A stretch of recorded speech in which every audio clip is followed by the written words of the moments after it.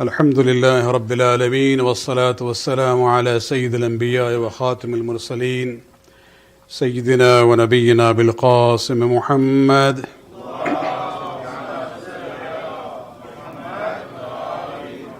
وعلى أهل بيته الطيبين الطاهرين المعصومين واللعنة الدائمة الباقية لأعدائهم من الآن إلى قيام يوم الدين.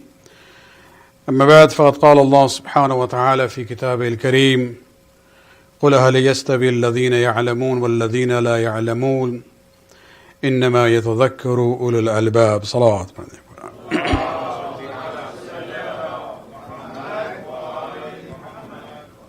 We are already beyond the half of the month of Rajab, which is a month of spirituality for us in the Islamic calendar. If you look at the spiritual season, it starts in Rajab, goes all the way to Sha'ban and reaches to the peak in the month of Ramadan. And therefore you will see in many books like Mafatihul Jinan, when they talk about the amal of the months, they don't start with the month of Muharram, they start with the month of Rajab. Because you look at it from a different angle when you look at the beginning of the year. For example, here school starts in September, so the beginning of the academic year is from not January but from September. Rajab also happens to be the month of Amir al-Mu'minin Ali bin Abi Talib alayhi salatu wa salam.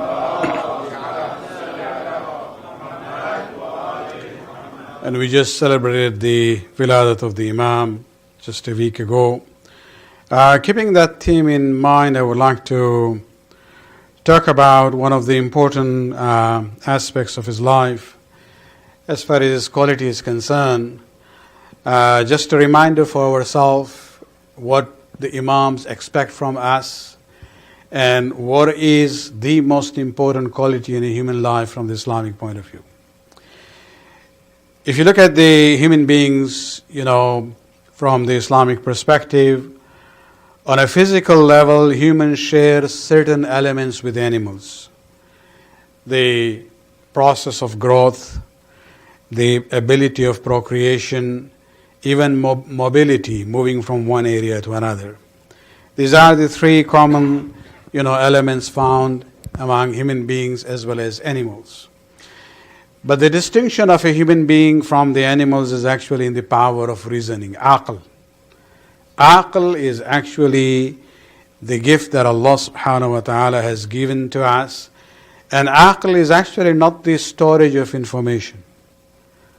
Rather, this is actually the tool which analyzes the information which is gathered by the five senses. It is sent to the mind, and that is where aql, after analyzing it, reaches to the conclusion. And that conclusion is known as ilm. And so when you look at the importance that Islam has given to human beings in the world of creation, right at the top of that pyramid of creation is insan. Not because of his element of growth or procreation or mobility, which are common with the animals, but this issue of ilm and the ability to acquire ilm that Allah subhanahu wa ta'ala has given to us. It's interesting that we see even the first ayat of Quran. Let me rephrase it. The first verses of the last book to be revealed. Put it this way. So we are coming to the end of the era of revelation from Allah subhanahu wa ta'ala. The last book is Quran. And the very first book, ayat which is revealed is actually the issue of Iqra. Iqra bi-ismi rabbika alladhi khalaq. So this issue of reading as a tool of acquiring knowledge is the beginning of the revelation of the Quran. And then if you look at the second surah which came, starts with the words Noon wal Qalam. So you have reading on one side, writing on the other side, as tools of acquiring knowledge. So Islam basically has given this great importance and considers this to be the first blessing after the creation itself. When we look at the personality of Amir al-Mu'minin, we see that for us he is the symbol of knowledge. As I said, Quran starts with Iqra and Noon wal Qalam. If you look at our Prophet, he introduces himself as Ana Madinatul Ilm. I am the city of knowledge. If you look at our first Imam, Rasulullah says, Wa Aliyun Babuha. Means from all that perspectives, when we look at the fadilat in among human beings, this is where things come up very clearly. And it's interesting that when the Prophet says, Wa Aliyun Babuha, Ali is the gate to that city of knowledge. There is an ayat of Quran from Surah Baqarah, ayat number 189, where Allah subhanahu wa ta'ala says, it is not righteousness to approach the houses from other areas. Go through the door.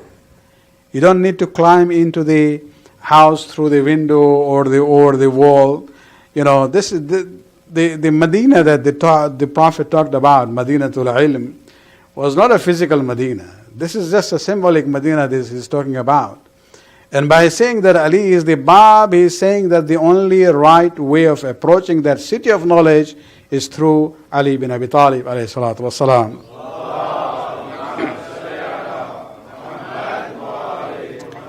What is the value of knowledge in the eyes of Ali?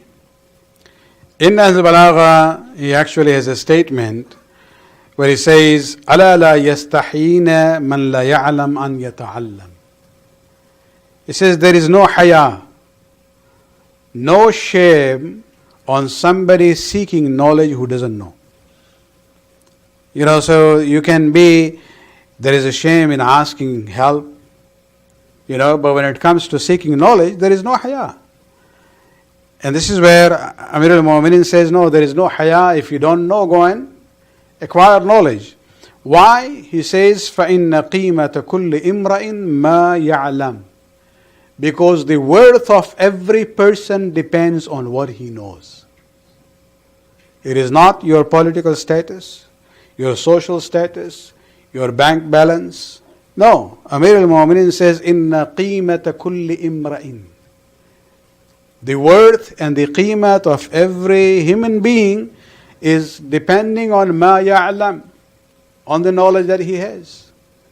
And this is such a powerful statement that, when you study Arabic literature, there are 3 or 4 books which are considered to be fundamental readings.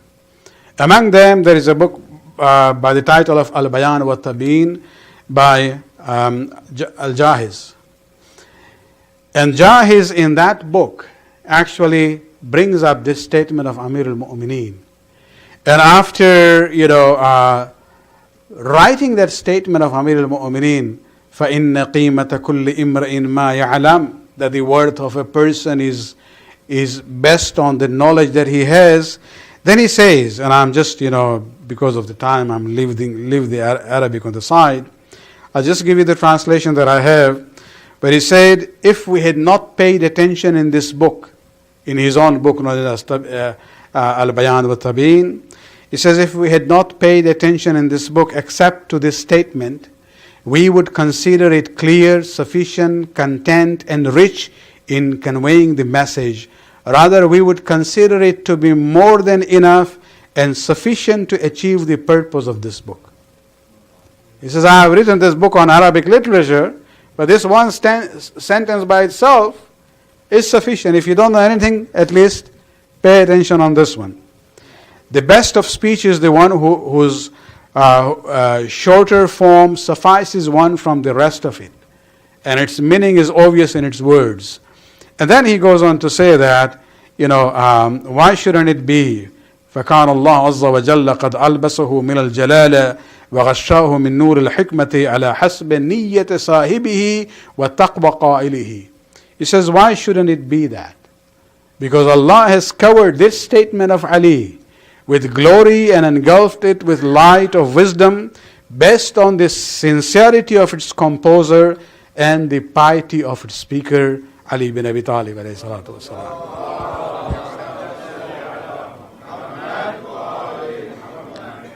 According to Amir al-Mu'mineen, he says, when you look at the fadilat of insan, fadilat means the virtue, excellence, the qualities in human beings. He puts knowledge as the jewel on the crown of human virtue. It says, رَأْسُ الْفَضَائِلِ الْعِلْمِ. If you put all fadail together, رَأْسُ الْفَضَائِلِ, the top at all the fadail of human being is al-ilm.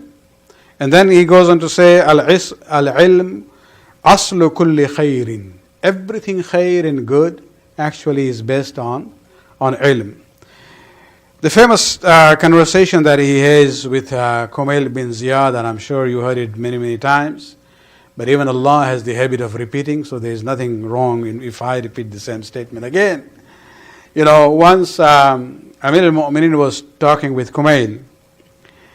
Kumail was very close to him. You know, we recite Dua Kumail. This is the dua from Amir al-Mu'mineen, which has reached to us through Kumail. And he says in that long conversation, a part of it he says, Ya Kumail, al-ilm khayrun min al-mal. You should know that knowledge is worthier than wealth. Why? Then he explains. Al-ilm yuhrisuka wa anta tuhrisul mal. Knowledge will protect you. But when it comes to wealth, you have to protect the wealth. Al-mal tanqusuhu an-nafaqa. The more you use the wealth, it decreases. وَالْعِلْمِ يَسْكُ عَلَى الْإِنفاق. The more you spread knowledge and use it, it will multiply.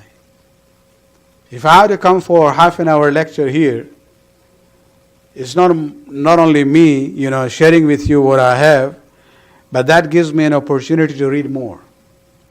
So in order to share with you, even I grow myself as far as my knowledge is concerned. Unlike wealth, if I was going to give my money away, by the end of the Middle East I will be poorer. But if I share with you what I know a little bit, you know, I will at the end become more rich in that sense. Al-ilm hakimun wal-mal mahkum. You know, knowledge actually controls things, whereas wealth is controlled by the owners.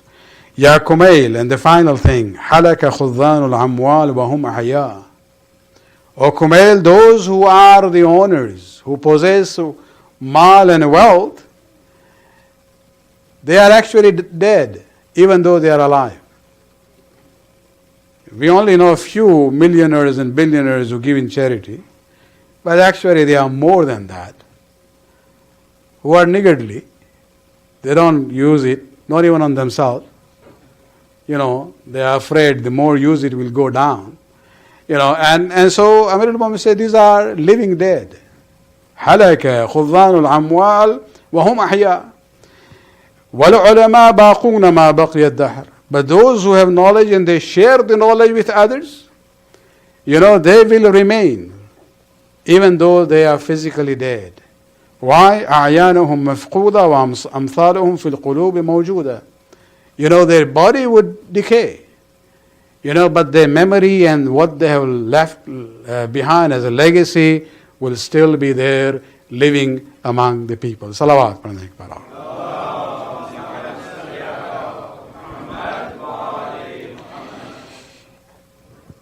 In the month of Ramadan, I had shared with you one of the eight advice that Ayatollah Sistani had written to the youths from Europe who had written a letter to him asking him for some nasihat and guidance. That was on more social issues. But there is one, the third of his eight points there is about the issue of knowledge. And I wanted to share with you, keeping in mind the theme that I have here, where he actually emphasizes this point where he says, and remember, Ayatollah Sistani is just a humble student of the school of Amir al-Mu'mineen in Najaf. And so whatever he is saying is actually part of the legacy of Amir al-Mu'mineen in our community. And so there, number 3, he says, السعي في إتقان محنة وكسب تخصص وإجهاد النفس فيه والكاد لأجله. He says, when you do your studies, go to the maximum, ability that you have. Do not compromise. He says, work hard on this issue because there's a lot of barakat in, studying hard in order to gain expertise in your own field. Number one, he says, يشغل به قسما من وقته. You will be occupied in a productive way. If you are free, nothing to do, then shaitan becomes your companion. Especially if you have free time and money. Then the third, person there is the shaitan. وَيَنْفِقُ عَلَى نَفْسِهِ وَعَائِلَتِهِ. And once you study and you are able to acquire wealth, you will be able to use it for yourself and your family. وَيَنْفَعُ بِهِ مُجْتَمَعُهُ. And, the person would be able to help his own community. وَيَسْتَعِينُ بِهِ عَلَى فِعْلِ الْخَيْرَاتِ. And he will be able to do charity work. And number one, then he says, he's emphasizing وَلَيَحْتَمْ طُلَّابُ الْعِلْمِ الْجَامِعِ وَالْعَسَاطِذَ فِيهِ بَلْ إِحَاطَ بما يتعلق بمجال تخصصهم. He says it's very important for university students and teachers there from our community, the Shias, that they should fully grasp their own, field of knowledge and be experts in what they are doing. Especially, they should be, on the level up to date. في المستوى المعاصرة في مجاله. You should be up to date in the latest research in your own field. Rather, it is important for you not to be just students. Rather, you should be the teachers and the innovators for others in the field that you go into. So don't just be followers. Rather, go ahead in order to acquire, that level of expertise that you are able to share what you know with the rest of the society. And he says, this issue that I'm asking you is nothing new, because if you look at Muslim history, he says our ancestors in the past had that pioneering spirit, and they were ahead of the game as far as science and technology is concerned. And if this could be done in the past, he says there is no reason to say why we cannot do it now and in the future. Salawat.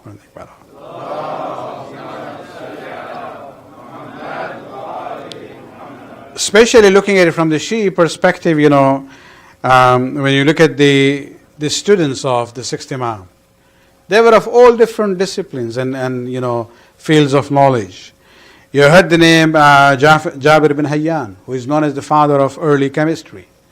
He was a close student of Imam Ja'far as-Sadiq alayhi salatu wasalam.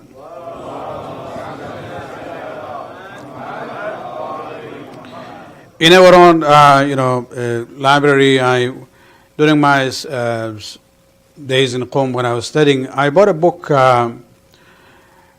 It's not a booklet, actually, collection of articles, which ended up as a thick book, written in Arabic by Jabir ibn Hayyan, all on scientific subjects. I didn't understand anything as far as the theme is concerned. I went through the book only to find the areas where he is referring to the sixth Imam. And I was able to actually count 33 to 35 places where he says that I was told about this by Sayyidi wa Mawlai. And whenever he uses the word Sayyidi wa Mawlai, he's referring to Imam Ja'far Sadiq alayhi salatu wassalam.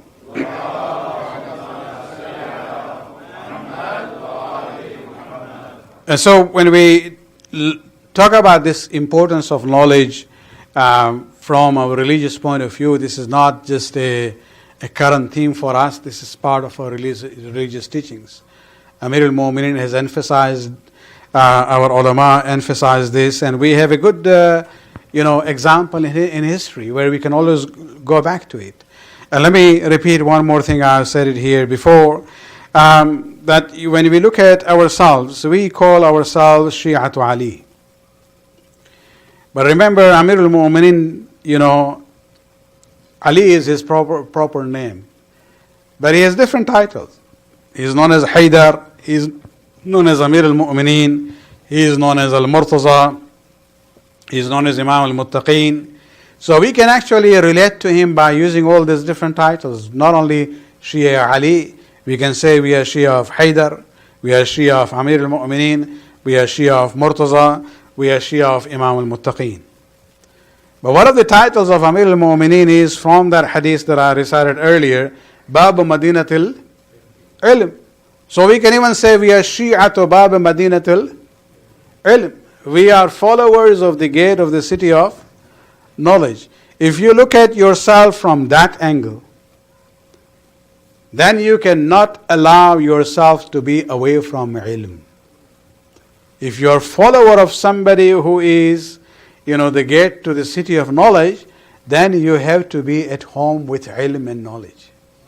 And we are not only talking about, religious knowledge. Any knowledge which is good for the dunya and the akhirah is worthwhile from the Islamic point of view. Salawat padne para.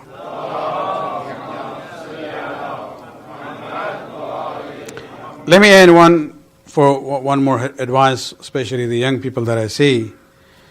Maybe every first Thursday when I come, if we have a niyaz, mashallah, we'll get more people. And that is the tradition of Da'wat Zul Ashira. So if we get sponsors, mashallah. So this is a advice from Amir al-Mu'mineen, where he says, when you go into study of whatever subject you want, put your best effort and try to achieve the best in it. He gives an example. He says, خُذُوا مِنْ كُلِّ عِلْمٍ أَحْسَنُهُ. In whatever field of knowledge that you go, acquire the best. And then he gives an example. He says, إِنَّ النَّحْلِ. He says, look at the bee. يَأْكُلُ مِنْ كُلِّ زَهْرٍ أَزْيَنُهُ. The bee basically, when flies around looking for the flowers, it doesn't just sit on any flower. It looks for the best of the flowers. And then, partakes whatever it wants. And then what happened at the end? فَيَتَوَلَّدُ مِنْهُ جَوْهَرَانْ نَفِيسَانْ. Two precious things come from it. أَحَدُهُمَا فِيهِ شِفَاءُ النَّاسِ. One is the honey, and there is healing for people in that. It becomes our food. وَالْآخِرُ يُسْتَضَاعَ بِهِ. And then you get the wax. So nothing is, wasted as far as the result of what the honeybee is eating. And this is where he says that, look at, on one hand you get honey, which is shafa for the people, and the other hand you get the wax, which is used as a source of light for the people. And so when we talk about it, we have to have the same, perspective. We shouldn't be going just there to, okay, let me just get over with it and get the degree and that's it. No, we really have to put our heart into it and acquire the best that we can, because that is the example of those who are known to be the Shia of Ali bin Abi Talib alayhi salatu wasalam. Salawat pranay para.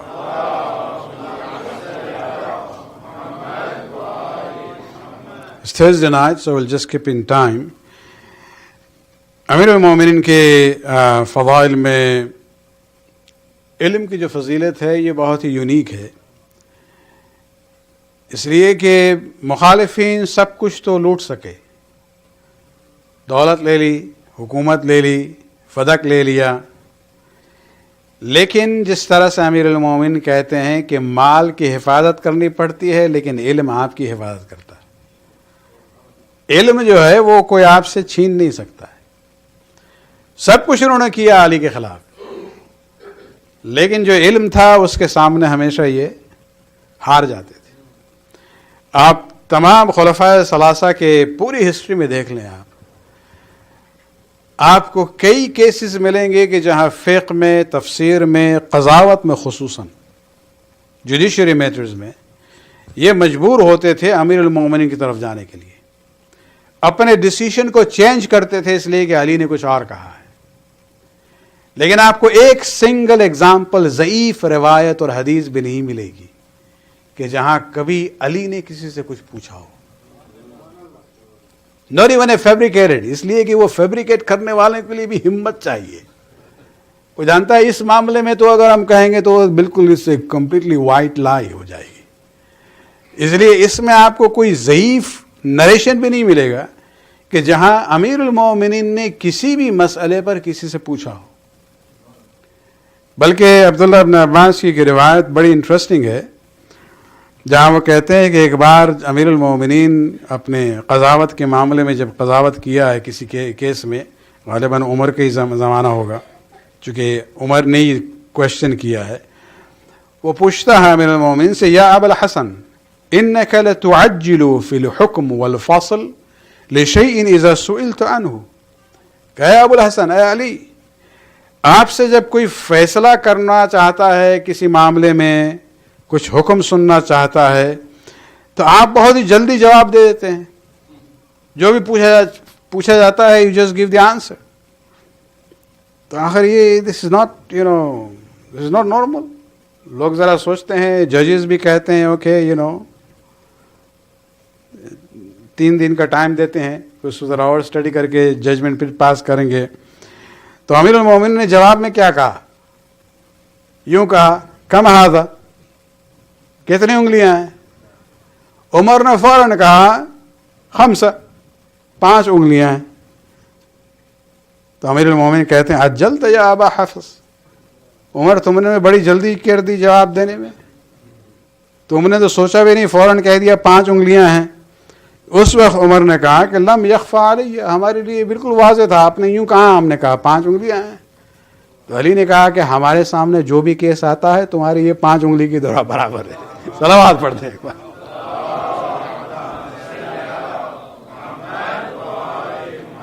اس طرح سے تمہارے لیے یہ 5 انگلیاں جو ہیں یہ اوبویس تھی، اسی طرح سے کوئی بھی مسئلہ ہمارے سامنے پیش کرو، for me is the same thing.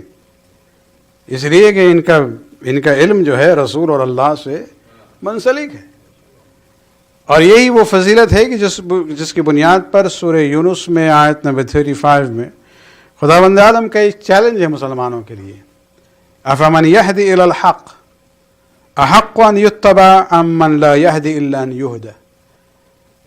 کہ تم ذرا سوچو کہ وہ شخص جو تمہاری ہدایت کر سکتا ہے حق کی طرف، وہ استحقاق رکھتا ہے کہ تم اس کی پیروی کرو، یا وہ کہ جو ہدایت نہیں کر سکتا ہے تمہاری جب تک کوئی اور اس کی ہدایت کرے. بات کلیئر ہے. فما لکم کیف تحکمون، خداوند کہتا ہے تمہارا یہ فیصلہ جو ہے بہت غلط ہے. علی کے ہوتے ہوئے کسی اور کے پاس جانا کہ جو محتاج ہے علی کے علم کے، اپنے قضاوت کے معاملے میں بھی ان کی طرف رجوع کرتے ہیں. جب علی موجود ہیں تو اس کے بعد we don't really need anyone else, اور عقل کا یہی تقاضا ہے. تو یہ در حقیقت وہ فضیلت ہے جو خداوند عالم نے ائمہ اور انبیاء کو دی ہے، جس کی بنیاد پر دشمن جو ہے سب کچھ کر سکتا تھا، لیکن علمی معاملات میں یہ ہمیشہ شکست کھا جاتے تھے. صلوات پڑھنے ایک بار اور.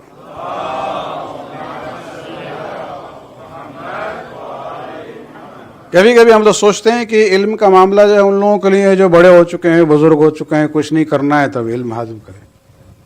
نہیں، یہ جس طرح سے تقویٰ کا معاملہ ہے سب کے لیے ہے. انسان بالغ ہوتا ہے اس پر جو ہے ایکسپیکٹیشن جو ہے تقویٰ کا وہ لاگو ہو جاتا ہے.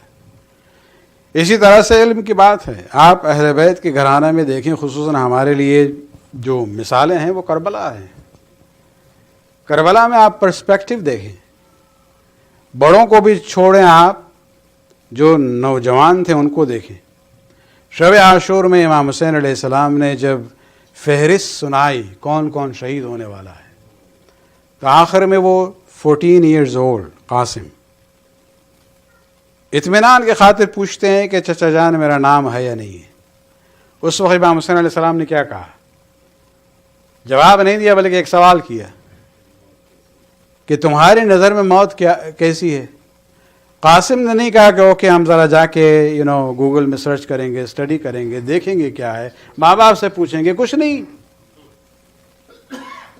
فوراً ایکسٹیمپور، یعنی اس ایج میں بھی گھر کی تعلیم اور تربیت کا وہ اثر تھا کہ مشکل وقت میں، بہت ہی چیلنجنگ ٹائم میں سخت سوال کیا گیا ہے لیکن جواب فوراً دیا ہے کہ میری نظر میں موت جو ہے احلی من العسل، شاید سے بھی زیادہ میٹھی ہے.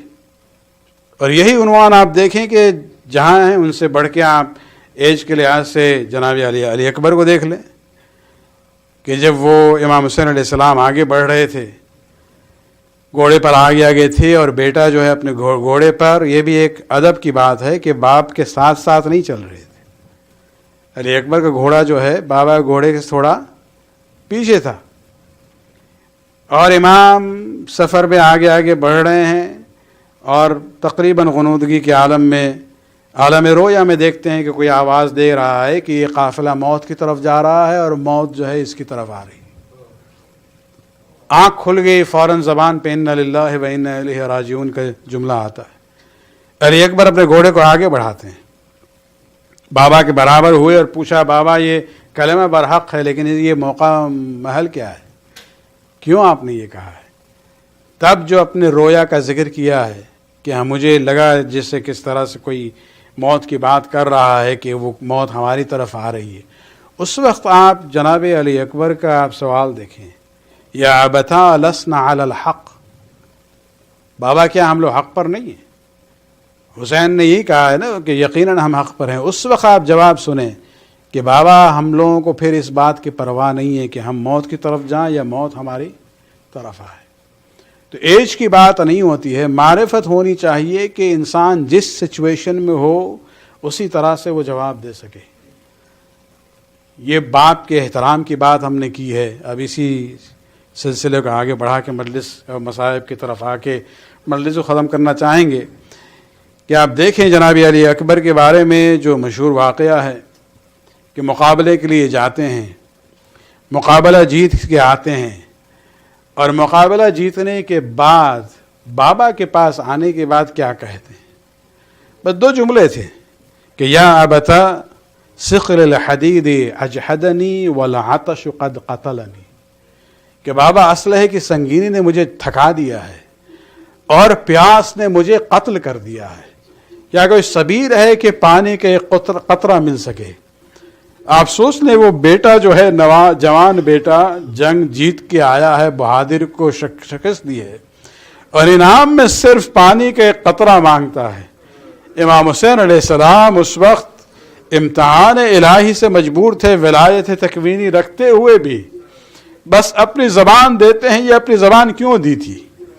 اکثر جوان بھی یہ کہتے ہیں کہ یہ ذرا انیوژول لگتا ہے، اس لیے کہ حسین ابن علی چاہتے تھے کہ بیٹے کو احساس ہو کہ بیٹا تم پیاسے ضرور ہو لیکن تمہارا بابا جو ہے تم سے بھی زیادہ پیاسا ہے. اس لیے کہ حسین کو معلوم تھا کہ پانی کب ختم ہونے والا ہے. حسین نے پانی کا استعمال سب سے پہلے ختم کر دیا تھا، اور اسی لیے اپنی زبان دیتے ہیں تاکہ بیٹے کو احساس ہو. بس علی اکبر چلے جاتے ہیں، لیکن جو سوال انہوں نے کیا تھا اور اس کے بعد بابا کے چہرے پر ایک لحاظ سے جو احساس حسرت رہ گئی تھی کہ ہم اپنے بیٹے کو پانی بھی نہیں دے سکتے ہیں.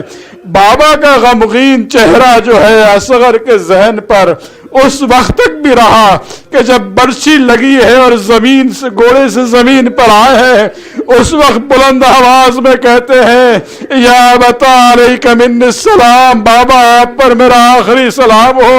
اور اس کے بعد ایک جملہ کہتے ہیں کہ میرے جد آ چکے ہیں، وہ پانی سے انہوں نے مجھے سیراب کر دیا ہے اور آپ ایک اور کاسا لے کے آپ کے انتظار میں ہے. اکبر آخر وقت میں بھی باپ کے ادب کا لحاظ کرتے ہیں کہ بابا غم مت کرنا، آپ کا اکبر اب پیاسا نہیں بلکہ جد نے آ کے مجھے سیراب کر دیا ہے. الا لعنت اللہ علی القوم الظالمین سیعلم الذین ظلموا ای منقلب ینقلبون. خداوند اس قریب قبول فرما، ہمارے گناہ کو بخش دے، ہمارے توفیقات میں اضافہ فرما. خداوند جہاں جہاں مسلمان ہیں خصوصاً شیعان علی ہیں ان کو اپنے حفظ امان میں رکھ، تکفیری افواج اور ان کے تمام صلاحیتوں کو نیست و نابود فرما، امام کے ظہور میں تعجل فرما. ربنا تقبل منا انک انت السمیع العلیم.